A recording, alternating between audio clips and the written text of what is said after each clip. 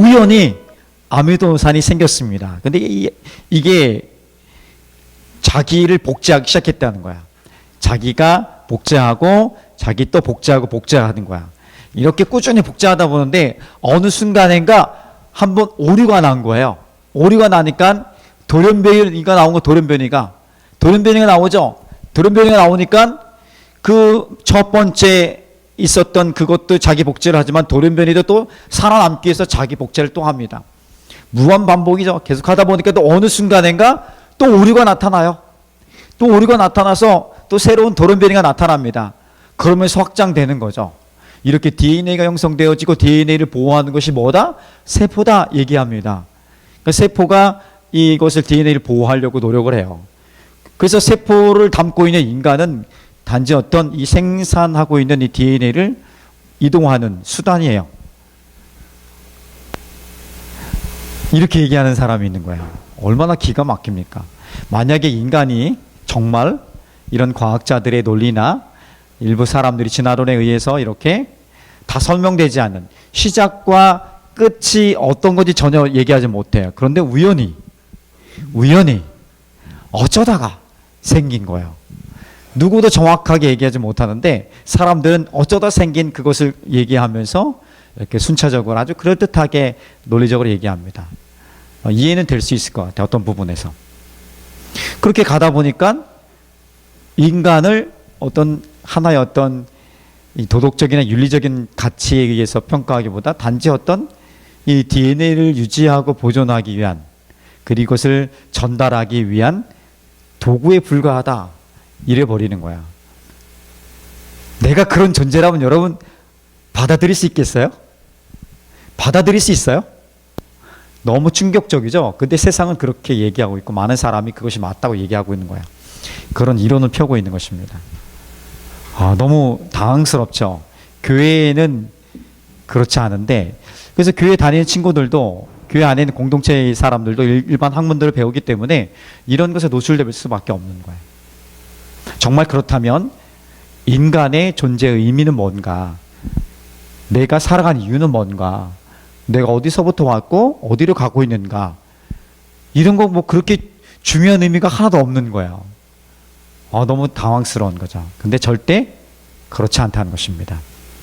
우리가 온 것은 우연히 나온 것이 아니라 하나님께서 특별한 목적을 갖고 계시고 그 목적을 가지시고 우리를 창조하셨다는 사실입니다.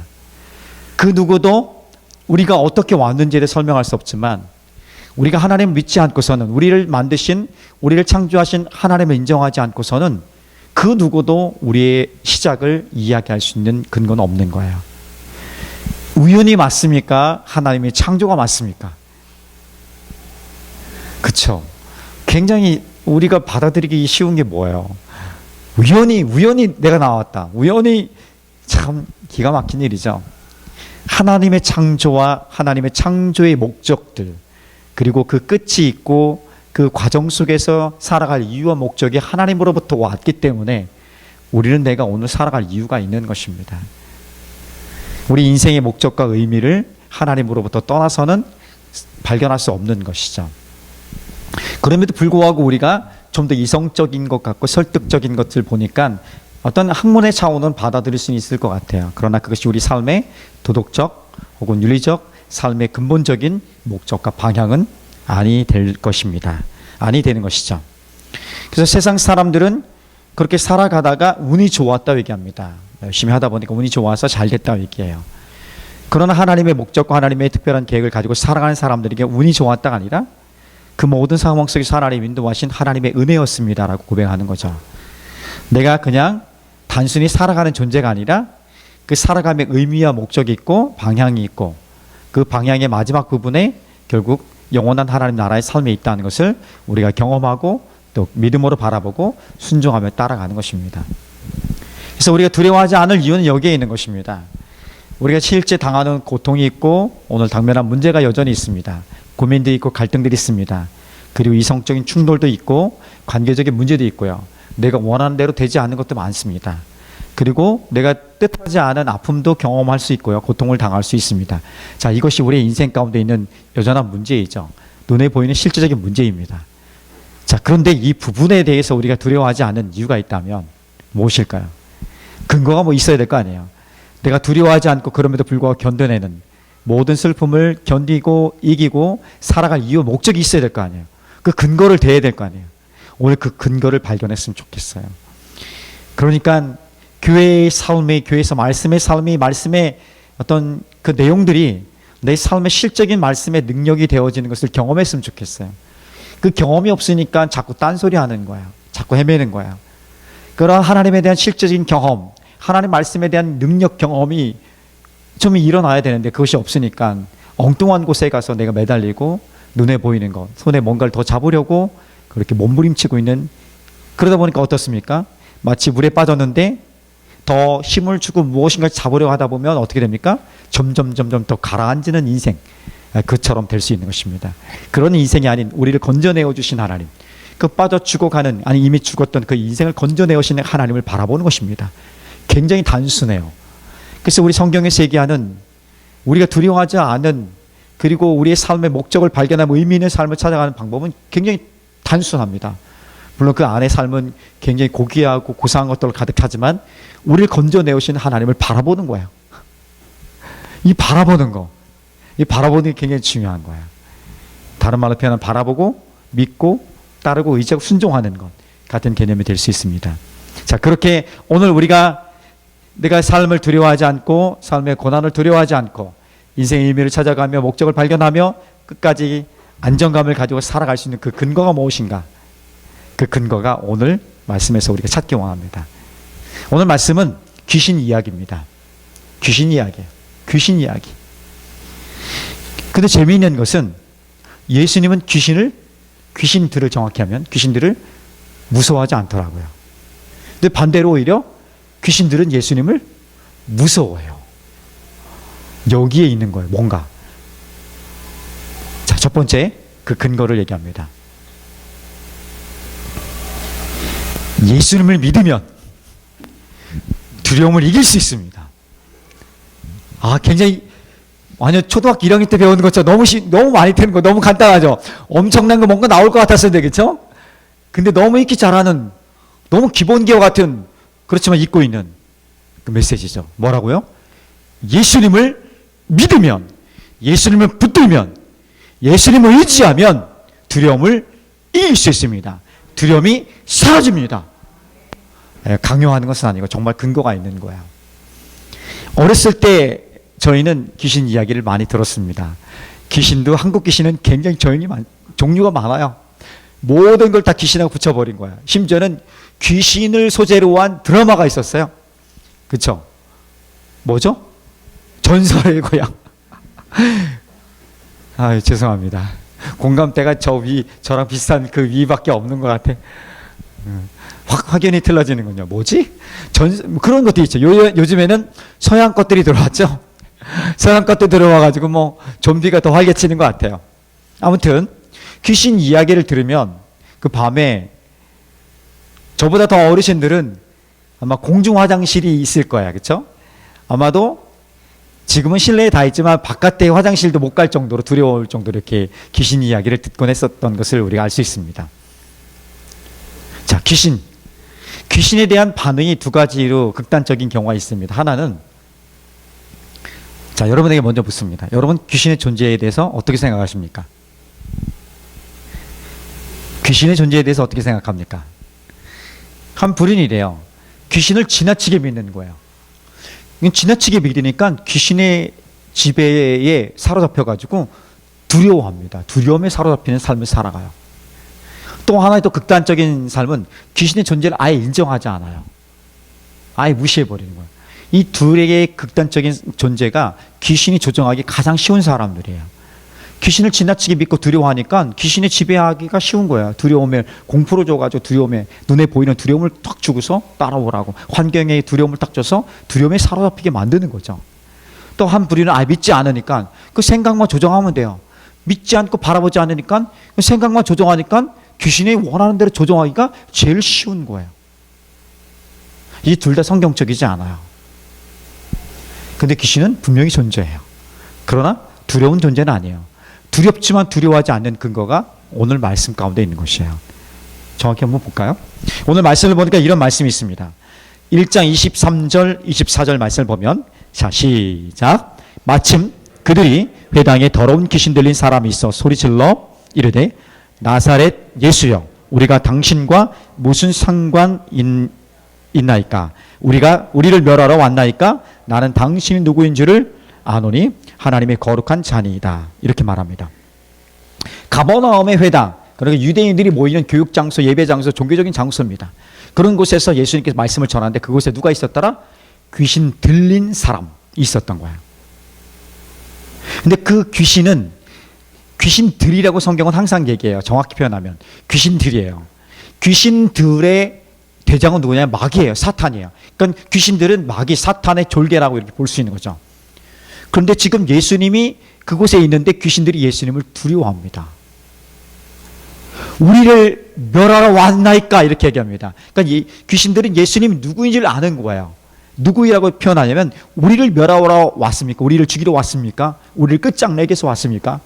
알고 있는 거예요. 예수님이 누구인지에 대해서. 예수님은 사실 그렇습니다. 죄와 사망과 이 세상 모든 어둠의 세력들, 마귀를 멸하기 위해서 이 땅에 오셨고, 실제로 십자가의 죽으심으로 말미암아 죄와 사망과 그리고 이 세상을, 모든 불의한 것들을, 어둠의 것들을 이미 이기셨습니다. 이기신 거예요. 이 이김은 그런 거죠. 완벽한 승리는 이 다음에 주님이 재림하실 때, 다시 오실 때 완벽하게 모든 것이 다 정리되겠죠. 그러나 이미 그 승리를 우리가 누리는 삶을 우리 가운데 허락하신 거예요. 이미 승리한 거예요. 이미 승리한 삶을 살아가는 거죠. 예수님이 이미 승리하셨기 때문에. 그래서 귀신이 그것을 알았기 때문에 우리를 멸하러 왔나이까? 왜 우리에게 왔습니까? 왜 우리를 멸하러 왔습니까? 이렇게 두려워하고 있는 그 모습을 볼 수 있습니다. 또 하나 귀신들이 예수님에 대해서, 예수님의 정체에 대해서 알고 있는 것이 있습니다. 오늘 말씀 보니까 뭐라고 얘기해요? 하나님의 거룩한 자입니다. 하나님의 거룩한 자라는 것은 성경에 이런 표현입니다. 하나님의 아들이라는 거예요. 다른 말로 표현하면 메시아, 구원자라는 의미를 갖고 있는 거예요. 당신은 구원자입니다. 죄와 모든 죽음으로부터 우리를 구원하실 구원자입니다. 이것을 알고 있는 거예요. 그러니까 지금 귀신이 두려워할 수밖에 없는 것은 구원자 예수님께서 오셨고, 그 예수님이 바로 구원하실 때 이런 모든 불순종한 세력들, 어둠의 세력들, 귀신, 마귀들, 이런 모든 것을 다 멸하러 왔다는 것을 알았기 때문에 두려워 떨 수밖에 없는 것이죠. 귀신이 두려워하는 게 뭐예요? 예수님을 두려워하는 거예요. 예수 그리스도, 구원자 예수 그리스도를 두려워하는 거예요. 자, 우리가 귀신이 두려울 수 있어요.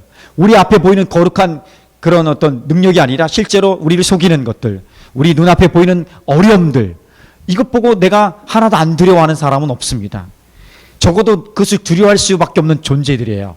그런데 우리가 그 당면했을 때 두렵지만 예수님께 속했을 때는, 예수님 편에 섰을 때는 그들이 오히려 우리를 두려워하는 거죠. 예수의 사람이 되니까 예수님을 두려워하는 존재가 되기 때문에 우리가 귀신을 두려워할 이유가 없게 되는 거죠. 내가 예수님 붙드는 순간, 예수님 안에 있는 순간에, 예수님 안에 있을 때는 나는 안전한 거예요. 그 어떤 환난이나 고통이나 위협이나 이런 것들로부터 나는 안전한 거예요. 위축될 수 있고 어려울 수 있고 참고 인내해야 될 시간들이 있습니다. 그러나 그럼에도 불구하고 그 보호하심이 있는 거예요. 어둠의 세력들, 귀신의 공격들이 하나님의 그 사랑의 보호막을 뚫을 수 없는 거예요. 결코 뚫을 수 없는 것이죠. 이미 벌써 그것은 결판난 싸움인 것입니다. 싸움의 원리가 이것이에요. 내가 직접 싸울 땐 두려움 속에서 내가 헤매고 속고 넘어갈 수 있지만, 상황 속에 보이는 것에 내 마음을 빼앗길 수 있지만, 그러나 예수님 붙드는 순간에 그 두려움은 사라지고 오히려 담대한 용기로 내 힘과 능력이 아닌 이미 귀신을 멸하신 예수의 능력으로 살아가는 그 삶이 우리 가운데 열려지게 되는 것입니다. 그래서 우리는 근거가 그거예요. 내가 이 세상을 살아가며 두려워하지 않는 것은 예수님을 믿기 때문인 것이죠. 굉장히 단순하지만 이거 실적인 능력인 거죠. 적용해 보세요. 진짜 그런가 아닌가. 정말 그래요. 두려움이 찾아올 때요, 정말 긴박한 두려움이 내게 올 때, 헤매고 있을 때 예수 이름을 불러보세요. 예수 그리스도의 이름을 명하노니, 예수의 이름의 능력을 내가 선포하는 것이야. 해보세요. 되나 안 되나? 반드시 돼요. 안 하니까 안 되는 거야. 했는데도 이상하다. 믿음 없이 그냥 한 거예요. 장난한 거죠. 믿음으로 선포하는데 그 이름의 능력이 있는 거죠. 두려움이 사라지는 것입니다. 사랑, 그래서 사랑해. 예수님의 그 사랑 안에서는 모든 두려움이 사라지게 될 수 있습니다. 여러분 보세요. 모든 두려움을, 갈등 관계를 해결할 수 있는 그 근본 능력이 뭡니까? 사랑이에요. 모든 걱정과 염려와 이런 것들로부터 내가 사랑하기 시작할 때에, 용서하고 사랑하기 시작할 때에 그때 사라지게, 내게로 좀 떨어지게 돼 있는 거예요. 사랑이 없으니까 원망과 불평이, 그리고 속임이, 거짓이 내 안에 사로잡으니까 두려움이, 걱정과 고민이, 원망과 불평이 내 삶을 지배하게 되는 거죠. 이 지배로부터 자유할 수 있는 것은 예수님을 붙드는 것이에요. 붙들고 나아갈 때에 나는 자유합니다. 예수 안에서 나는 그 어떤 상황 속에 있을지라도, 그 어떤 상황 속에요. 그건 맞아요.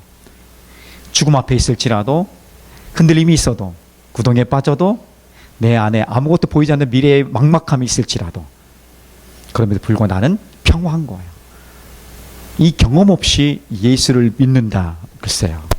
이 경험이 반드시 일어나기를, 아니 더 풍성한 삶이 되어지기를, 이 경험을 가지고 살아가는 이 믿음의 경험들이 우리 믿음을 굳건하게, 하나님에 대한 이해가 부족해도, 알미 부족해도 이 믿음의 경험을 결코 놓을 수 없어서 나는 주님을 끝까지 믿고 나갔더니 알미 넓어지고 이해가 넓어지고 삶을 받아들이는 용납함이, 관용함들이, 너그러움들이, 그리고 사람과 관계들이, 내 삶에 임하는 자세들이 더 풍성해지는 삶이 되어지기를 주님의 이름으로 축복합니다. 그래서 요한복음 16장 33절에 이렇게 말씀합니다. 이것을 너희에게 이르는 것은 너희로 내 안에서 평안을 누리게 하려 함이라. 세상에서는 너희가 환난을 당하나 담대하라. 내가 세상을 이기었노라. 이렇게 말씀합니다. 내가 담대하게 살아갈 수 있는, 용기 있게 살아갈 수 있는 이유는 주님이 이미 세상을 이기었기 때문에, 마귀를 이겼기 때문에 우리가 주님 붙드는 순간에 그렇게 살아갈 수 있다. 이렇게 말씀하고 있는 것입니다.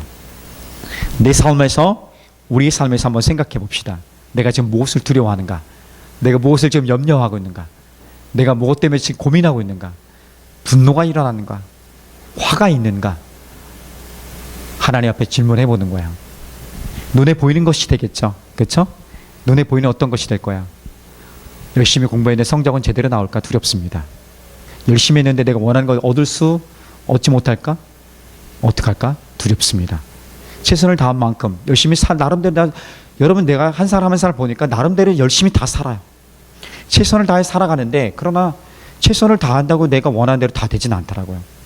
때로는 몸도 아프기도 하고, 때로는 떨어지기도 하고, 때로는 뒤처지기도 하고, 때로는 아무것도 아닌 존재처럼 그렇게 소외받을 때도 있고 서운할 때도 있고요. 누구도 나를 다 인정해 주지 않는 그런 홀로 된 외로운 마음을 가질 때도 생기더라고요. 그러니까 눈에 보이는 상황들, 사람과의 관계 속에서 내 손에 쥐고 있는 것들이 부족해서 두려운 것이에요. 그러니까 스스로 두려우니까 자기를 보호하려 보니까 더 위축돼요. 내 공간이 없어요. 공간이 없으니까 뒤로 더 물러나요. 그러니까 더 두려움에 사로잡히는 거예요. 점점. 그래서 관계는 축소되어지고, 과감함 사라지고, 너그러움은 사라지고, 내 안에 누가 나를 건드리면 바로 이렇게 내가 큰일 날까봐, 내 삶이 무너질까봐 바로 공격적으로 나가고, 분노하고, 이런 모습이 우리 안에 있다는 것입니다. 결국 이런 것들이 나타나는 두려움으로 인한 우리 삶이 위축되고 굉장히 힘겨운 삶을 살아가는 이유들을 가만히 보니까 눈에 보이는 것들이 대부분이에요. 손에 잡고 있는 것 때문에 그래요. 눈에 보이는 사람들, 물질들, 그리고 관계들, 이런 것에서 나타나는 거예요. 이것들이 사실은 아무것도 아닌 건 아니잖아요. 살아감에 있어서 이것들과 상관없이 내가 산속에 들어가 혼자 자연인처럼 살아갈 것인가? 그럴 것도 아니에요. 하나님도 그걸 원하지도 않아요. 이 세상에서 또 하나님 나라의 삶을 살아가기 원하세요. 그럼 어떻게 될까? 뭔가 좀 지혜가 있어야 될 거 아니에요. 뭔가 방법이 있어야 될 거 아니에요. 어려운 건 사실인데, 두려운 건 사실인데 두려워하지 말라. 이게 도대체 뭘까? 고민을 해야 되는 거예요. 더 이상 이제 우리가 이제 그 뒤로 물러날 것이 아니라, 그냥 숨어서 지낼 것이 아니라, 두려운데 두려워하지 말라고 하고 있는 거야. 어려운데 어려워하지 말라고 얘기하는 거야.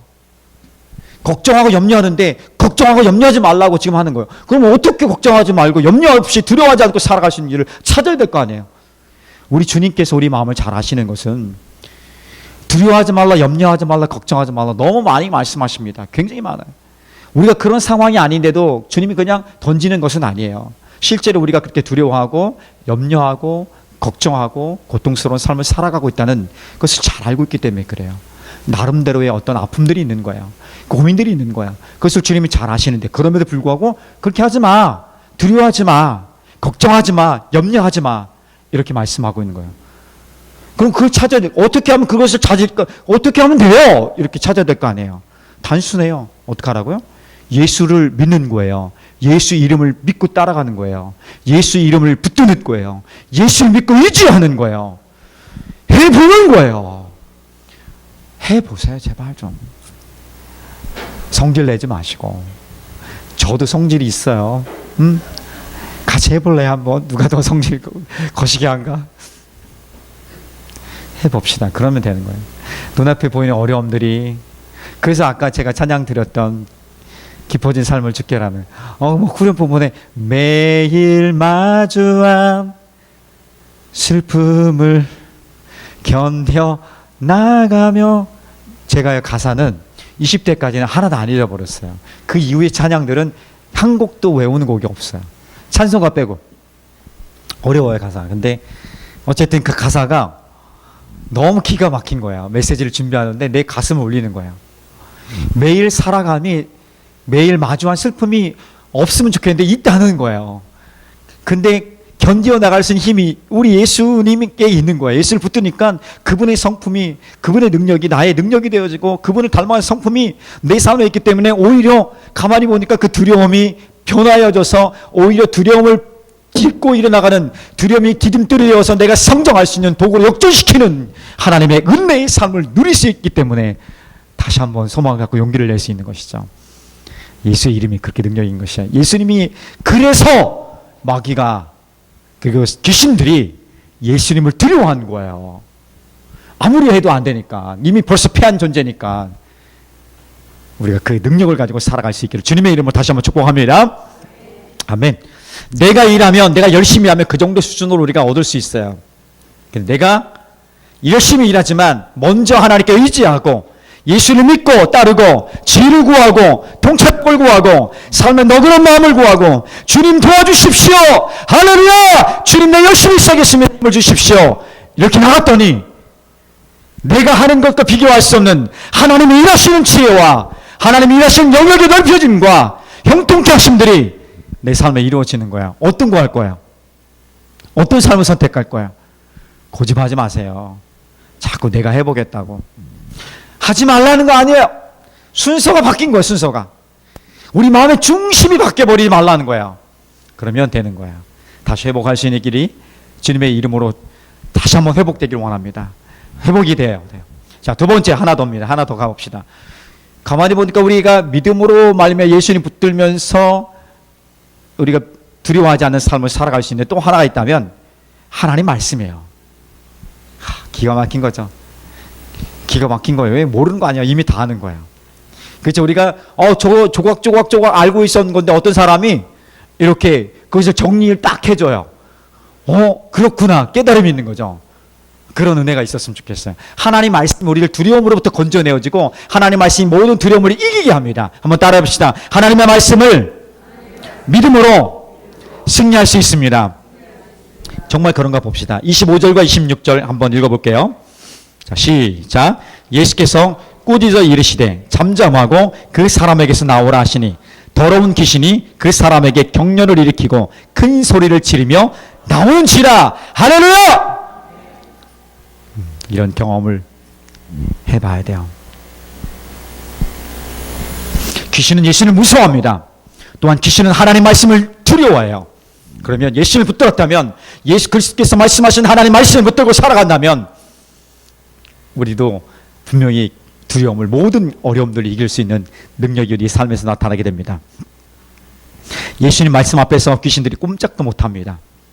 왜 그러냐면 하나님은 이 말씀으로 세상을 창조하셨고요. 말씀을 우리 삶을 인도하셨고 조율하시고 이 세상을 구원의 길로 인도하신 것입니다. 말씀이 단순히 종교적인 메시지가 아니라는 거죠. 교훈적인 이야기, 도덕적인 좋은 고상한 이야기가 아니라 이것은 귀신을 쫓아내는 실제 능력이에요. 우리 안에 두려움과 불안과 원망과 이런 것들을 이길 수 있는, 이것을 내 안에 삶에 내 것에서 벗어나게 하는 능력이라고요. 얼마 전에 양궁장에서 뛰는데 이른 아침에 뭐가 꽝꽝꽝꽝 거려요. 뭔가 했더니 가만히 보니까 저쪽에 이제 여기 도로 연결하고 다이너마이트를 터뜨리는 소리예요. 여기 다이너마이트가 터지는 거야. 이거. 아유, 진짜 그 보여줄 수도 없고 어떡하지? 다이너마이트 터뜨릴 수도 없잖아요. 능력, 두나미스, 실제 능력이 다이너마이트가 거기서 나온 거예요. 폭발적인 성령의 능력이 내 삶에 나타나는 거죠. 뭐가? 하나님 말씀으로 선포할 때, 하나님 말씀을 의지할 때, 따라갈 때 그렇게 되는 것입니다. 실제적으로 27절 보면 다 놀라 서로 물어 이르되 이는 어찌미요? 권위 있는 새 교훈이로다. 더러운 귀신들에게 명한즉 순종하는도다. 이렇게 하는 거예요. 이 말씀의 능력으로 귀신아 나오라. 우리처럼 귀신아 나와라 나와라 하지 않고 그냥 단순히 이렇게 했을 것 같아요. 귀신아 나와. 너 나와. 실제로 그런 귀신을 쫓아내는 그 사역을 잘 하시는 분들 가면 아주 여유가 있어요. 이렇게. 그리고 찬송하고 딱 나올지어다. 막을 쓰지 않아요. 이렇게 딱딱 선포. 하나님 말씀이요. 여러분 찬송할 때 정말 놀라운 일이 있어요. 이 특별히 보혈 찬송 같은 것들을 찬양할 귀신을 쫓아낼 때 저도 그곳에 가보면 저도 이제 어렸을 때 좀 해보니까 요즘에는 그런 것들이 좀 위험성이 있기도 하고 신중하게 될 부분이 있습니다. 근데 실제가 있으니까 귀신 들린 사람이 분명히 있어요. 이거 그 정신병의 문제가 아닌 심리적인 차원이 아닌 그 의학적인 영역을 설명할 수 없는 것이 있어요. 그것을 경험해 보니까 그래요. 찬송을 해요. 근데 찬송하면 꼼짝을 못 해요. 찬송을 하는데 잠잠해져요. 바라가는 것이. 왜 그럴까? 찬송에 담긴 하나님의 메시지가 있어서 그래요. 하나님 말씀이 찬송을 담았걸랑요. 찬송 안에는 하나님 말씀이 있는 거예요. 그러니까 찬송. 하나님 말씀을 담은 찬송을 할 때에 하나님 임재가 있고요. 그 안에 강력한 치유와 회복의 역사가 있는 것이에요. 실제로 찬송만 하는 거예요. 주의 보혈 능력 있도다 주의 피 믿으호.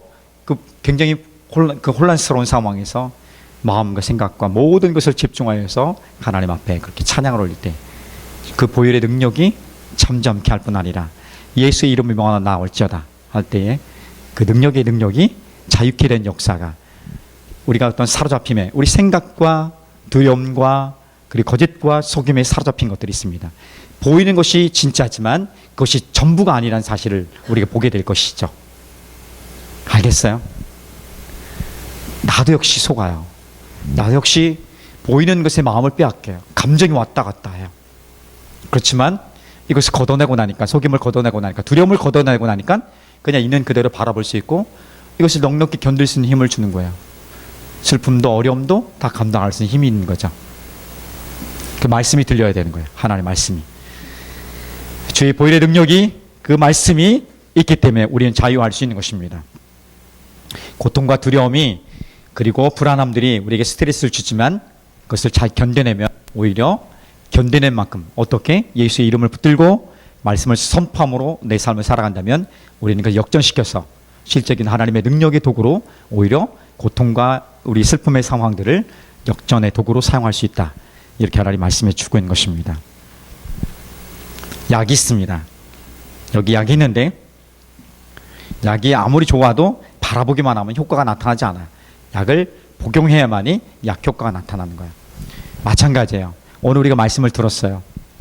하나님 예수님의 이름을 예수님 붙들고 그리고 하나님 말씀 붙들고 나가면 우리 삶의 두려움과 모든 속임과 걱정, 불안 이런 것들을 다 걷어낼 수 있다고 이제는 우리가 봤어요. 들었어요. 어떻게 해야 돼요? 약을 먹듯이 우리가 이것을 먹어야 돼요. 주의 말씀을 먹어야 돼요. 어떻게? 믿고 한번 따라 해보는 거예요. 믿고 따라 해보는 거예요. 순종이에요. 순종이 처음부터 100% 되는 게 어디 있어요? 마음에 울림들이 있으면, 강함이 있으면. 저희 집에 지난 주일 저녁 때 역사가 일어났어요. 저희 방에 있는 침대에서 우리 큰아야 엄마가 막 울면서 막 서로 막 내가 잘할게, 우리가 서로 잘할게, 내가 잘할게 막 하면서 이렇게 뭐 나도 힘들었는데 엄마도 힘들었구나 하면서 이렇게 미안해. 근데 그 다음에 액션들이 나왔어요. 그래서 너무 좋은 거예요. 그렇게 하나님 앞에 나오는 믿음의 고백을 드리면서 우리가 나왔다면 이제 그대로 살아보는 게 중요해요. 어떻게? 해보는 거예요. 우리가 두려움이 찾아오고 우리가 공격이고 불안함이 있잖아요. 불안함이 왜 없어요? 어떻게 될까? 어떻게 살지? 어떻게 하면 좋지? 이 불안함들이 공격하거든요. 그때마다 더 이상 너는 어떻게 할 수 없다. 내가 예수 안에 있으니까 너는 나를 해할 수 없어. 이미 예수 그리스도께서 너를 폐하했고 나는 예수의 승리함으로 나에서 내가 너에게 선포하네. 어둠의 것들 더러운 것들아 예수 이름의 명하는 떠나갈지어다. 나를 더 이상 두렵게 못할지어다. 나는 담대하게 갈 것이다. 나는 하나님 안이고 나는 안전하다. 선포하는 거야. 그래 하나님 말씀 묵상하고 그 말씀대로 살아가기를 노력하는 몸부림치는 거야. 그래 보는 거예요. 단순한 메시지지만 이거 삶을 실질적인 우리 일상의 삶을 변화시키는 능력이라는 사실을 고백하고 그렇게 살아가는 일들이 회복된 일들이 주님의 이름으로 우리 삶에서 많이 나타나기를 공동체 가운데 나타나기를 주님의 축복합니다. 아멘.